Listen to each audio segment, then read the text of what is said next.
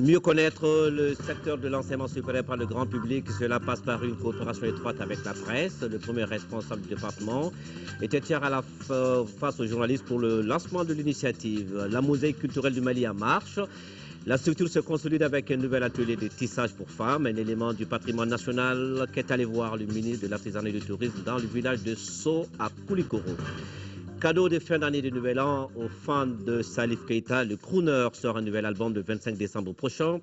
Quelques privilégiés ont eu droit aux explications du musicien sur le contenu de cette œuvre. C'était hier à son quartier général au Mofou. On fera le point avec Moussa Tidjani Kanté. Mesdames et messieurs, bonsoir, bienvenue. L'Union européenne va accorder une aide supplémentaire de quelques 13 milliards de francs CFA au Mali, une aide humanitaire destinée aux populations déplacées au Mali et réfugiées dans les pays voisins. L'annonce était faite hier au cours d'un point de presse par la commissaire européenne chargée de la coopération internationale, de l'aide humanitaire et de la réaction aux crises. Et Kristalina Georgieva, qui bouclait ainsi hier une visite de travail à Bamako. Moïse Traoré nous fait le point. L'Union européenne va accorder au Mali une aide humanitaire supplémentaire d'environ 13 milliards. La commissaire européenne aux crises en fait l'annonce au cours de la conférence de presse qui boucle sa visite à Bamako.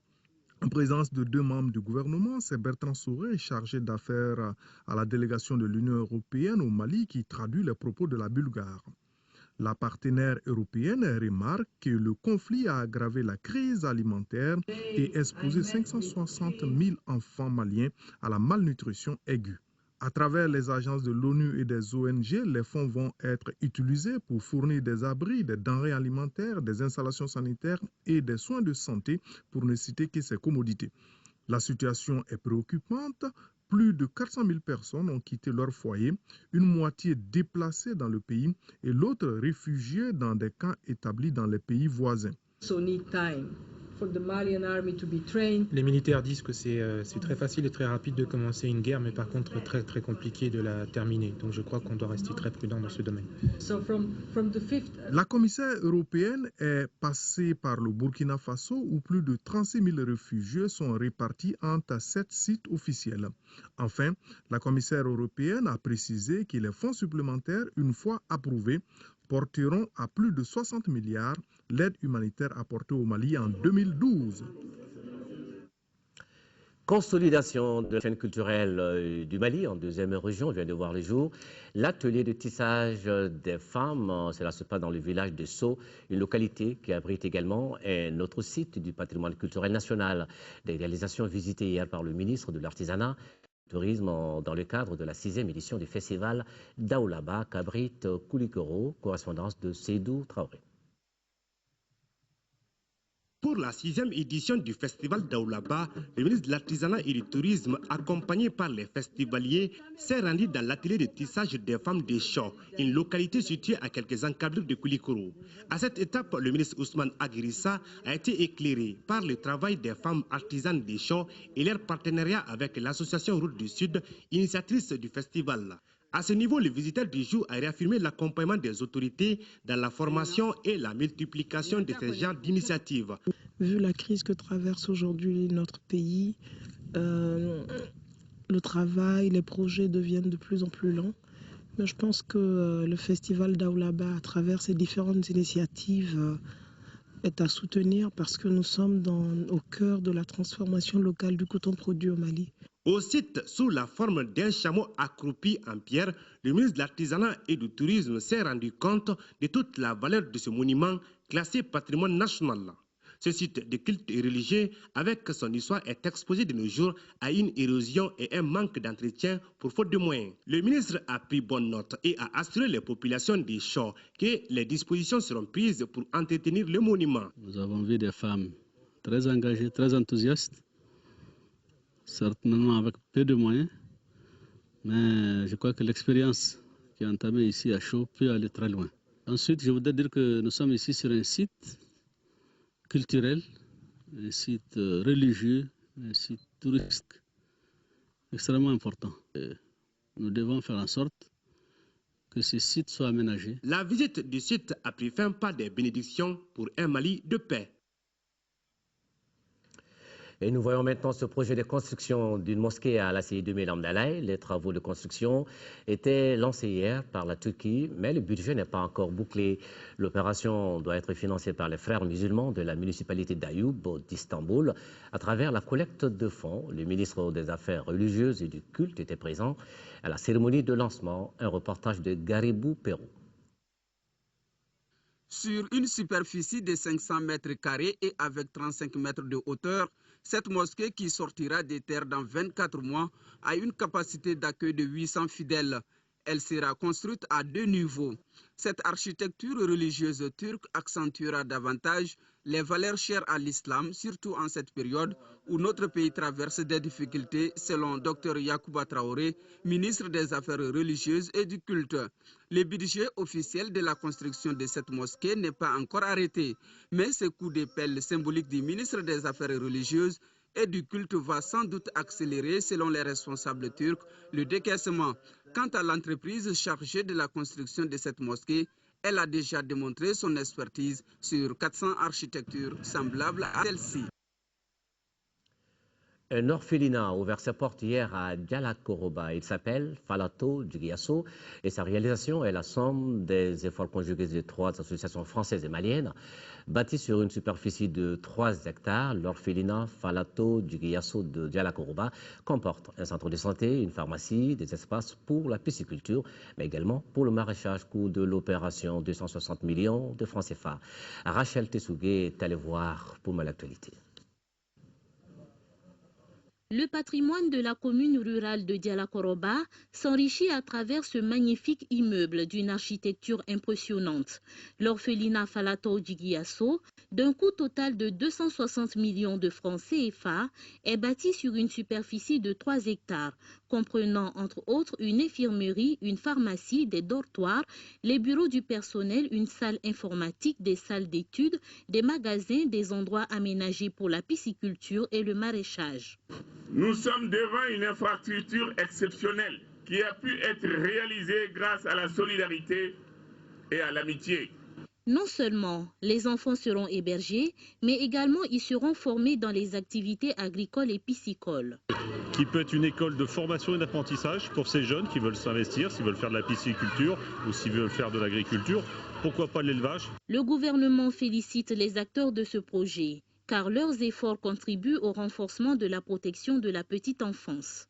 L'événement me réjouit tout particulièrement, d'autant plus qu'il s'agit de l'inauguration d'un lieu plein de vie, consacré à la solidarité, à l'éducation et au développement durable. L'association 83e Avenue basée en France, l'association humanitaire CEMAF et l'association malienne de solidarité et de coopération internationale pour le développement s'engagent à rester aux côtés des membres de l'orphelinat, sachant bien que d'autres travaux vont suivre. La politique de la France au Sahel, le cas du Mali, c'était le sujet d'un déjeuner de presse organisé par l'AMSUNEM. Selon les initiateurs, il s'agissait là de mieux informer l'opinion nationale, mais également internationale, sur la coopération entre le Mali et la France, notamment dans la recherche de solutions pour libérer les régions du Nord occupées par des groupes armés. C'est un reportage de Agali Aguissa. Partager certaines préoccupations de l'air avec les journalistes et d'autres invités. C'est l'objectif que se sont fixés les organisateurs de cette conférence de presse, à savoir les membres de l'AMSUNEM. Il s'agissait précisément de débattre d'un thème d'actualité, à savoir la politique de la France au Sahel, le cas du Mali. Que se passe-t-il à Ouagadougou? Médiation, négociation ou dialogue? Est-il possible que le Mali soit à la même table que les indépendantistes et islamistes autoproclamés qui n'ont de légitimité que parce qu'ils ont pris des armes contre lui?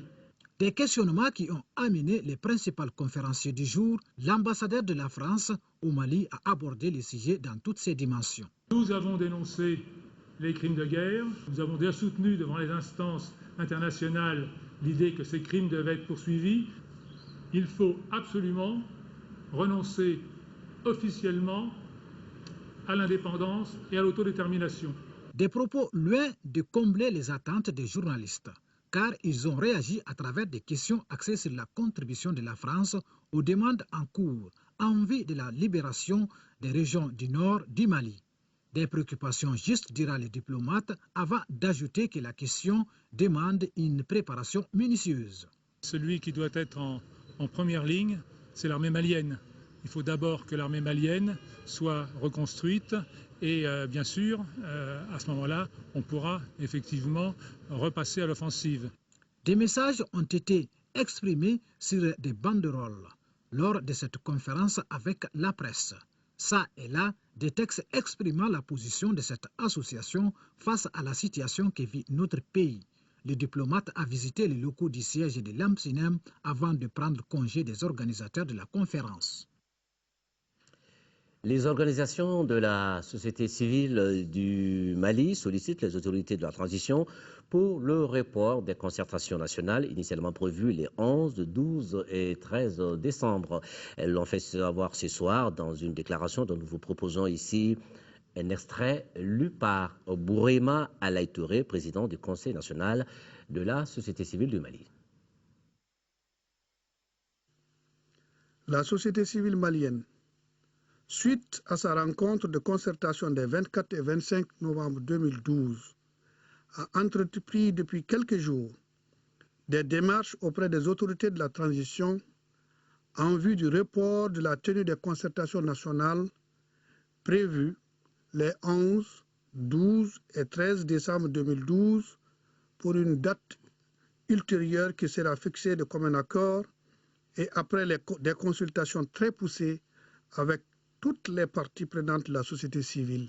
Au regard des constats et informations issus de ces différentes rencontres, et après une analyse minutieuse de la situation que traverse notre pays depuis le 22 mars 2012, la société civile malienne estime que les conditions optimales ne sont pas encore réunies pour la tenue des dites concertations nationales inclusives, participatives, constructives et apaisées. C'est pourquoi le Conseil national de la société civile, le Forum des organisations de la société civile, la coordination des associations ONG féminines et le réseau des communicateurs traditionnels pour le développement ont décidé ensemble de solliciter les autorités nationales pour le report des présentes concertations. La société civile prend l'engagement ici, devant le peuple malien, de tout mettre en œuvre pour rapprocher les points de vue de tous les acteurs concernés et à tous les niveaux pour organiser des rencontres avec chacune des composantes et les acteurs majeurs de l'environnement institutionnel en vue d'acquérir leur engagement à participer activement à la préparation et à la tenue des concertations nationales consensuelles et apaisées, recueillir les propositions et suggestions de toutes les parties prenantes, élaborer et faire valider des documents consensuels pour la tenue des concertations nationales, en l'occurrence les thèmes de référence consensuels, une liste consensuelle de participants et des modalités d'organisation. Bourema Alaï Touré, président du Conseil national de la société civile, assure l'intégralité de cette déclaration en permanent, mais également en français. Après cette édition, volonté affichée du ministre de l'Enseignement supérieur et de la Recherche scientifique de mieux faire connaître son département, la mise en œuvre de l'initiative passe forcément par l'instauration d'une étroite collaboration avec la presse. Voilà pourquoi il pose déjà les premiers jalons avec cette journée d'information avec les hommes de médias, un événement qui s'est déroulé hier samedi et qui était suivi par notre reporter Lamine Tchekoura Koulibaly.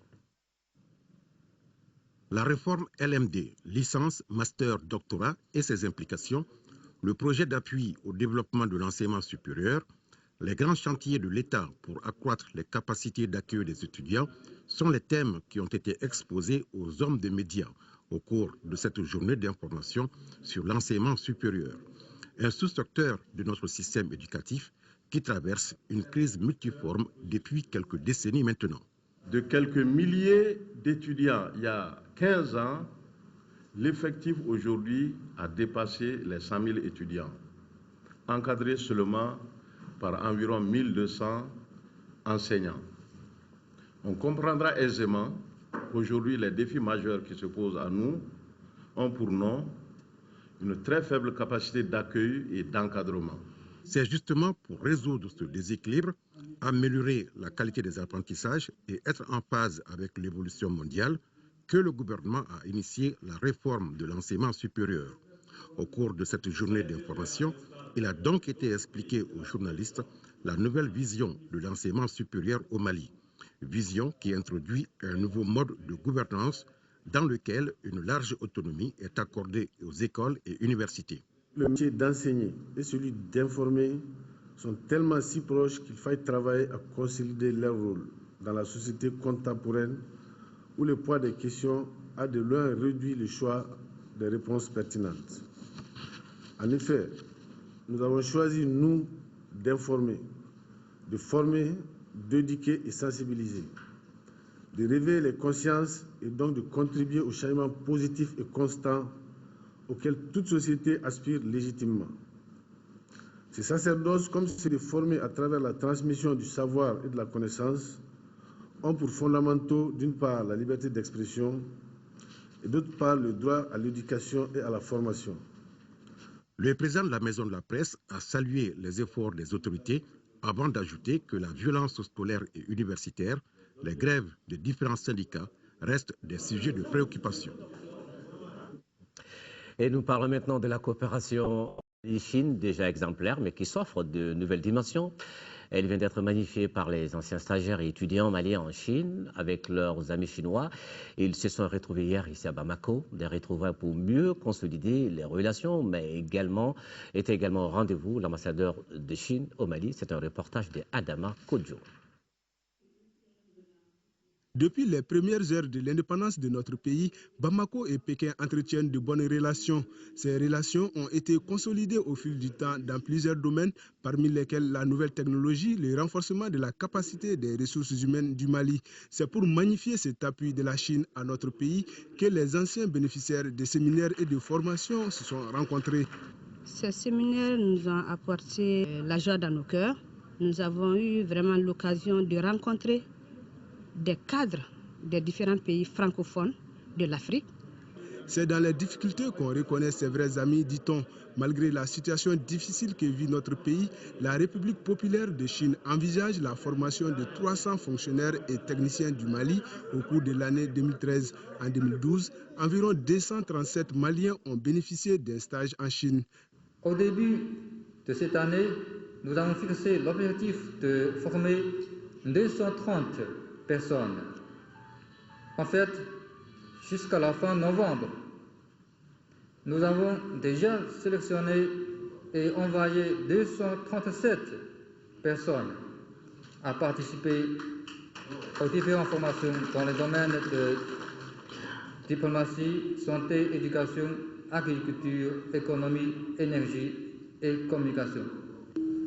On fait en sorte que le peuple malien et le peuple chinois, n'est-ce pas, au fil du temps, tissent des relations beaucoup plus intenses et beaucoup plus diversifiées. Outre cet appui, l'ambassadeur de la République populaire de Chine au Mali, Cao Zhongmin, a annoncé l'organisation en 2013 de 4 formations bilatérales conformément aux besoins de notre pays.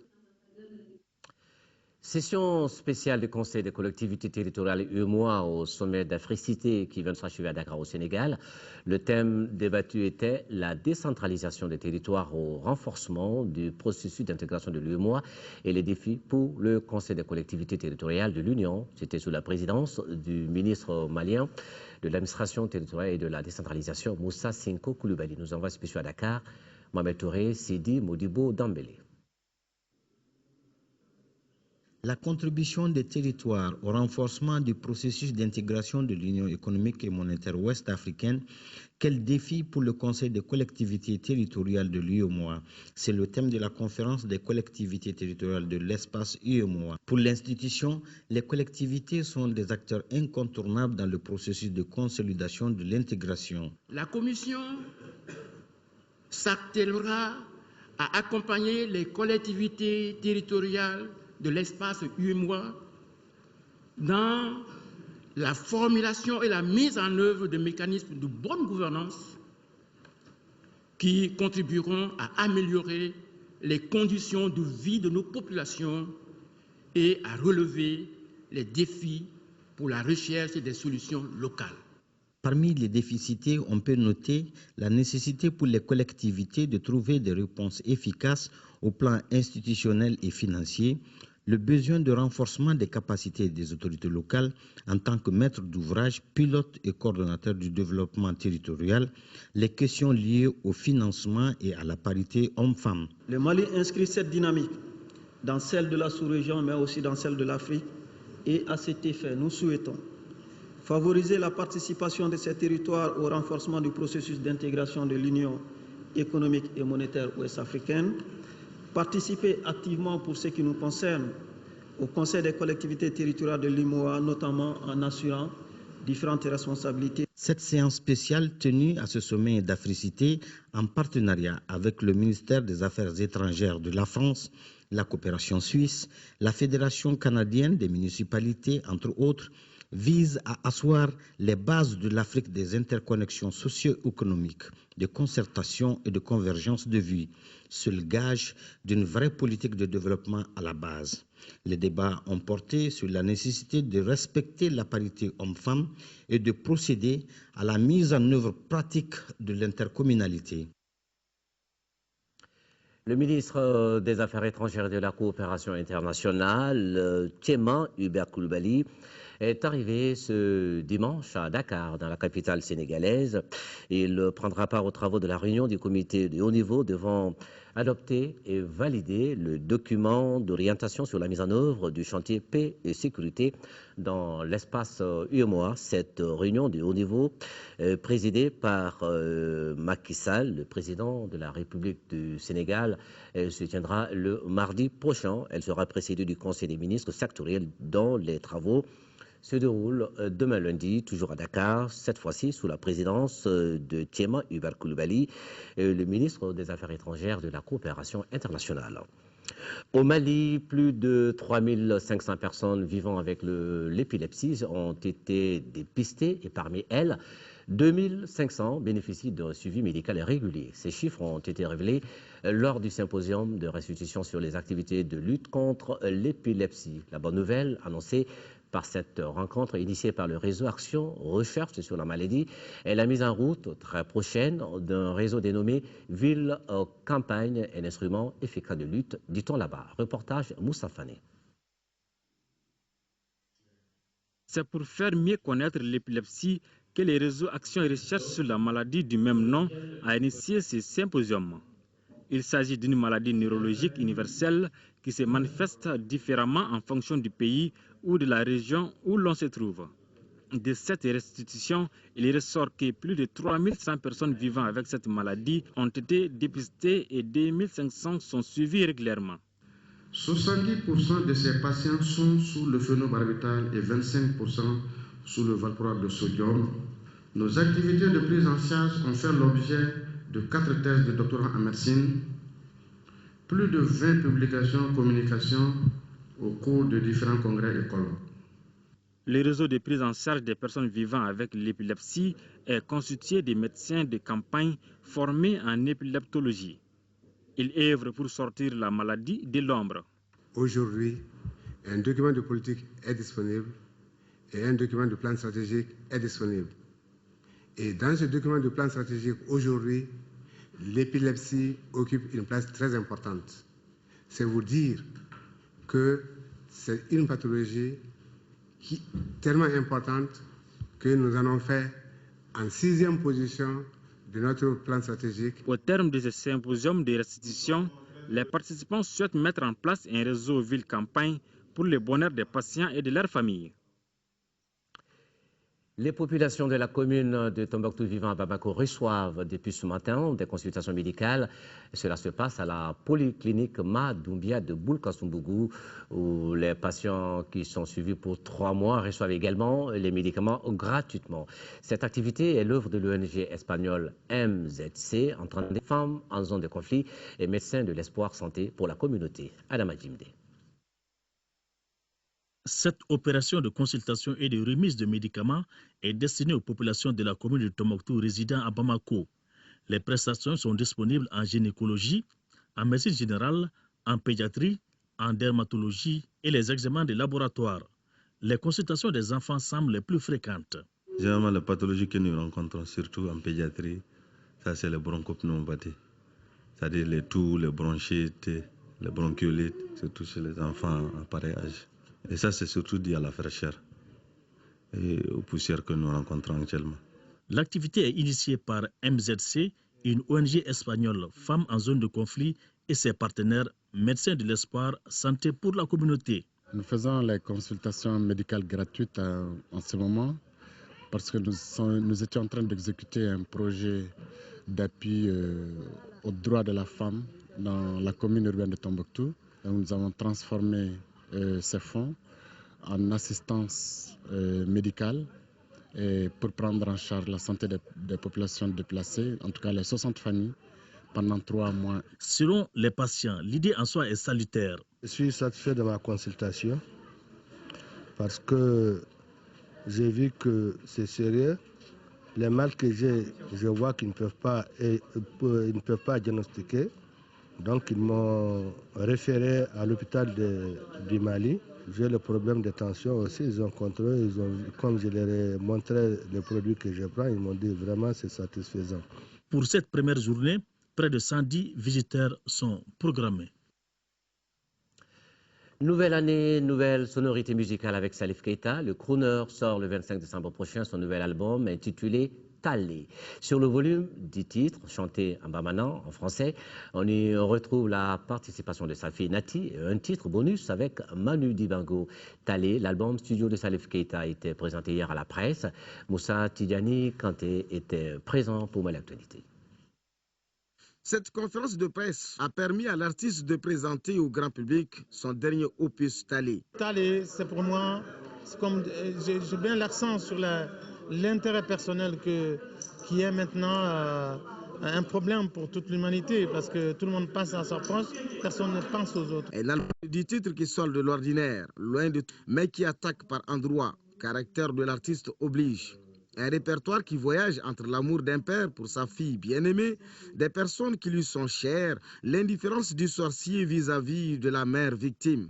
Voilà l'autre visage de l'enfant lion qui sort de sa cage. L'amour de l'enfant pour une femme, c'est un amour sans pareil. Et, voilà. Et chaque fois qu'il y a des problèmes au niveau des enfants, les femmes souffrent beaucoup. L'enfant de Badougou Djoliba ne compte pas s'arrêter en si bon chemin. D'après lui, seul l'Éternel décide. Sincèrement, l'homme propose, Dieu dispose, Dieu proposé. Le reste, c'est Dieu qui va définir. Certains confrères de la place se soucient déjà de la relève de Salif Keita, même s'il a encore beaucoup de choses à nous dire. La relève, c'est Dieu qui l'a fait parce que ce métier, il faut l'aimer. Il faut aimer ce métier pour le pratiquer. Talé, un album à avoir absolument dans sa discothèque pour découvrir une autre dimension d'Idemungo de la musique malienne. Voilà, Talé, dernier album de Salif Keita qui sort donc le 25 décembre prochain. Album à écouter sans modération. Et nous restons dans le chapitre culture de cette édition avec les rideaux qui sont tombés sur la 11e édition du Festival Théâtre des Réalités. Initié par l'association culturelle Acte 7, le Festival Théâtre des Réalités a permis aux populations de Sikasso d'apprécier la riche culture de notre pays à travers des représentations théâtrales, danse contemporaine, musique, projection des conférences, débats sur les grandes questions de l'heure. Ortiem Sikasso, correspondance de Daouda Tchekité.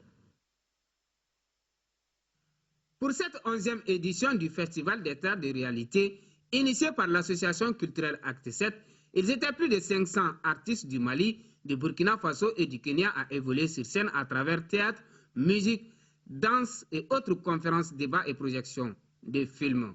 Placée cette année sous le thème de la résistance, la manifestation a permis à la population du Kénédougou d'apprécier durant une semaine la diversité de notre culture et de notre tradition. Nous avions tous les jours au conseil régional pour les conférences à peu près 100 élèves des différents établissements de Sikasso. On n'a pas compté moins de 600 à 500 personnes tous les soirs ici.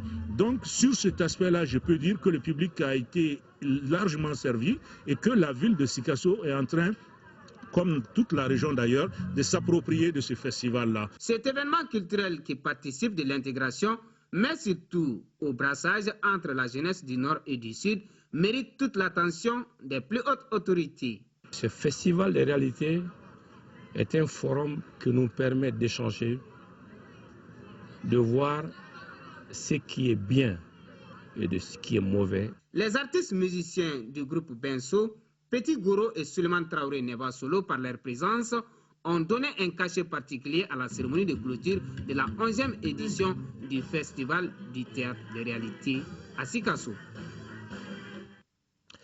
Direction la bibliothèque avec Kalankanou, qui est le nom de l'opération lecture dans les écoles de la commune de Kati. En cette fin d'année, le directeur de Kalankanou a organisé un café littéraire à la mairie de Kati. Ce café avait pour but d'expliquer aux parents d'élèves l'impact de l'initiative Kalankanou en milieu scolaire. Un reportage de Mamourou Sidibé. Le café littéraire organisé par les initiateurs de Kalankanou a été un espace de mise en relation des écrivains et des parents d'élèves de Kati. Kalankanou, depuis sa mise en œuvre, s'emploie pour donner aux jeunes écoliers le goût de la lecture. J'ai ma méthodologie. C'est quoi? Je prends un livre de l'auteur. Ce sont les enfants qui exposent le livre. L'écrivain est là seulement pour contribuer et apprécier le travail des élèves. Et la deuxième phase, nous allons essayer de recenser, de sélectionner les élèves des talents cachés, donc qui vont se retrouver dans un camp pendant les vacances sur plusieurs thématiques. Ça, c'est destiné à la jeunesse africaine, pas malienne, africaine, pour une renaissance de l'Afrique. Parce que l'Afrique doit sortir du néocolonialisme. Kalankanou permet également aux jeunes apprenants de lire et de comprendre la réalité de notre histoire et de notre environnement politique. C'est pourquoi Doumbou Fakoli, l'auteur de plusieurs œuvres, était l'invité de ces cafés littéraires. La façon dont nous travaillons, c'est d'impliquer les jeunes à la lecture des textes que nous commentons. Le travail que Kalankanou a fait doit être encouragé et doit être multiplié, même s'il y a d'autres Kalankanou qui peuvent se créer à travers le Mali, mais ce serait formidable. Kalankanou a connu un démarrage difficile, mais de nos jours, l'initiative est sollicitée par la plupart des écoles de la commune de Kati. Et nous ouvrons maintenant une fenêtre sur le monde du foot qui accueille désormais la technologie en son sein. La question est restée longtemps au cœur des débats et finalement, après des années de polémique, la FIFA décide. Elle fera appel à la technologie qui viendra épauler les compétences humaines pour trancher les litiges. Le ballon a-t-il ou non franchi la ligne? Une décision parfois difficile à prendre pour l'arbitre. Même s'il est en désaccord avec des millions de téléspectateurs, c'est de cette décision que dépend le destin d'une équipe. Après des années de polémique, la FIFA a décidé de faire appel à la technologie pour trancher. Il aura fallu attendre un but injustement refusé à l'Angleterre lors de la Coupe du Monde 2010. Lorsque le ballon a franchi la ligne, nous devons nous assurer qu'au moins l'arbitre puisse en être informé. Et c'est pour cela que ce système sera utilisé et pour rien d'autre. Deux technologies ont en fait été retenues. Le système allemand GoalRef permet de déterminer s'il y a but grâce à 3 capteurs dans le ballon et 10 antennes sur le montant des cages, des antennes qui créent un champ magnétique, une sorte de rideau invisible. Quand le ballon franchit ce rideau, le but est signalé à l'arbitre par l'intermédiaire d'un bracelet vibrant qu'il porte au poignet. Avec la technologie Hawkeye, cette caméra haute définition calcule la trajectoire du ballon dans ou en dehors du but. Lorsque le système conclut que la balle a franchi la ligne, une alerte est envoyée par un dispositif semblable au premier. Ces deux systèmes semblent satisfaire les arbitres. Les premières remarques que nous avons reçues pour l'instant, c'est qu'ils sont très contents de cette technologie parce qu'ils peuvent maintenant se concentrer sur le jeu et savoir si le ballon a franchi la ligne ou non. Ces deux systèmes sont utilisés pour la première fois lors de la Coupe du Monde des clubs qui se déroule en ce moment au Japon. Fin mars, la FIFA choisira celui qu'elle utilisera dans d'autres compétitions, notamment pour la prochaine Coupe du Monde. La journée nationale de l'aïkido malien s'est tenue hier samedi dans le pavillon des sports. Cela s'est passé au stade Omnisport Modibo Keïta et c'était sous la présidence du ministre de la Jeunesse et des Sports. Un reportage signé Papa Omar Diop. La journée nationale de l'aïkido est en réalité une grande fête de retrouvailles annuelles pour près de 300 participants venus d'une trentaine de dojos. À Bamako, Kai, Sikasso, Ségou jusqu'à Kidal, les aïkidokas préparent cet événement au cours duquel la morale de Osensei Morihei Ueshiba est sans cesse répétée. Le but recherché à l'aïkido n'est pas la domination de l'autre, mais le dépassement de soi. L'aïkidoka ne cherchera pas la destruction de ses adversaires, mais plutôt à les désarmer et à neutraliser leurs intentions. Le programme obéit à un rituel. D'abord, les enfants dans les exercices de chute, hauteur et longueur pour montrer les deux manières de franchir un obstacle, en hauteur comme un mur, en longueur comme un fossé. Ça donne toujours lieu à des moments pathétiques. Avec les adultes, ça devient tout simplement spectaculaire avec l'effet garanti de la hakama en plus. Pour vaincre la routine, la Fédération malienne d'aïkido a son idée de l'innovation. C'est une volonté de la Fédération de montrer que l'aïkido s'adresse également à tous les âges, mais particulièrement les jeunes. Si on arrive à susciter l'engouement chez les jeunes, il va de soi que l'aïkido ira de l'avant. Par la présence d'autres fédérations sœurs d'arts martiaux avec leurs dirigeants ou leurs combattants, la journée annuelle de l'aïkido est toujours un moment infaillible de découverte et d'émotions fortes, surtout lorsqu'un grand maître du wushu fait des démonstrations ou que le taekwondo casse des planchettes après de durs entraînements de force et de précision. Je voudrais surtout les féliciter pour avoir aujourd'hui réuni toute la famille des arts martiaux. C'est vrai que c'est un monde que je ne connais pas beaucoup, mais donc j'ai été très émerveillé et je les remercie vraiment pour cet agréable après-midi. Et vraiment, les jeunes gens m'ont comblé. Ils ont donné le signal à tous les jeunes, à tous les pratiquants des arts martiaux, pour leur montrer le chemin que tous les jeunes du Mali aujourd'hui doivent emprunter. Les numéros adultes d'aïkido qui sont toujours proposés en deuxième partie de programme sont le reflet du niveau actuel où, génération après génération, on sent que l'art est correctement enseigné.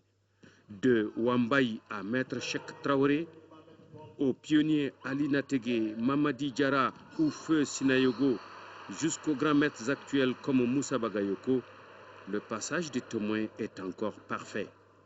Surtout que l'aïkido malien s'enracine fortement chez les femmes et les jeunes, pour qui son caractère d'exhibition est une fête permanente. Oui, en aïkido, il n'y a pas de perdant frustré, car il n'y a pas de compétition. C'est super. Voilà, demain 10 décembre, c'est la journée internationale des droits de l'homme. Et comme chaque année, les autorités maliennes saisissent cette occasion pour tenir l'espace d'interpellation démocratique. Les citoyens vont interpeller les membres du gouvernement sur les questions de droits de l'homme. La 17e édition de l'EID aura donc lieu demain lundi 10 décembre au Centre international de conférence de Bamako. Ce sera à partir de 8h30. À suivre dans notre programme ce soir, donc tout à l'heure, après ce journal, l'émission Ensemble pour un Mali indivisible qui reçoit aujourd'hui dans son 23e numéro Zeidan Ag Sidalamine. Il est le porte-parole du Pacte national et de la Flamme de la paix, Amadou Sankaré et toute son équipe. Et vous donne rendez-vous tout à l'heure, donc, après cette édition. Merci d'avoir suivi ce journal qui s'achève. Comme tous les jours, nos pensées vont à nos frères et sœurs vivant dans les zones sous occupation au nord du pays. Ne vous oublions pas, vos rendez-vous avec l'info sur notre chaîne. Demain, lundi, en raison donc de la retransmission en direct de l'EID, il n'y aura pas de 10h et vous allez donc retrouver Ndé Sissoko pour l'édition de la mi-journée à 18h et 20h. Aïssat Ibrahim sera sur ce plateau. Merci, bonsoir, bonne semaine de travail.